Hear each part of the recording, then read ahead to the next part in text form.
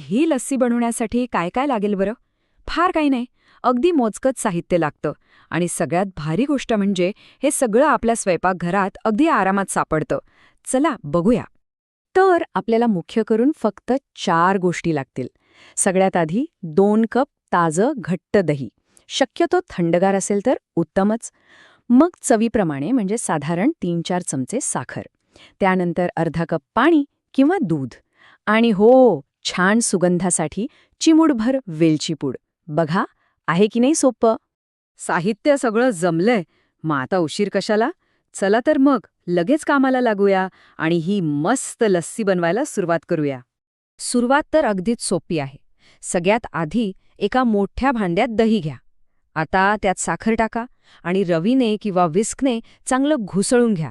साखर पूर्ण विरघळली पाहिजे. साखर विरघळली की त्यात पाणी किंवा दूध घालून सगळं मिश्रण एकजीव करून घ्यायचं.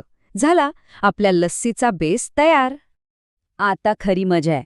हा जो आपला बेस तयार झालाय ना, तो मिक्सरच्या भांड्यात ओता आणि फक्त 1 ते 2 मिनिट फिरवा. आणि मग बघा, काय मस्त फेसाळ आणि एकदम मुलायम टेक्स्चर येतं. शेवटी सुगंधासाठी आपण घेतलेली वेलची पूड टाका आणि फक्त एकदा चमच्याने हलक्या हाताने मिक्स करा. वा, आपली लस्सी तर जवळपास तयारच आहे.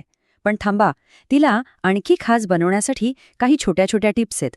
त्याने चव तर वाढेलच, पण दिसायलाही एकदम भारी दिसेल. तर ह्या आहेत काही खास टिप्स. पहिली, जर लस्सी एकदम चिल्ड हवी असेल तर दही आधीच फ्रीजमध्ये ठेवून थंडगार करून घ्या. दुसरी टिप, जर साखरेऐवजी मध वापरला तर चवही वेगळी लागते आणि हेल्दी ऑप्शन पण होतो. आणि तिसरी, सगळ्यात महत्वाची, जर घट्ट दाटसर लस्सी आवडत असेल तर पाणी किंवा दूध जरा कमीच टाका. आणि आता येतो तो क्षण, सर्व्हिंगचा. तयार झालेली लस्सी एका उंच काचेच्या ग्लासात ओता. वरून टाका काही बर्फाचे तुकडे आणि सजावटीसाठी थोडे बदामाचे किंवा पिस्त्याचे काप. आहाहा, बघा तर किती मस्त दिसतीये.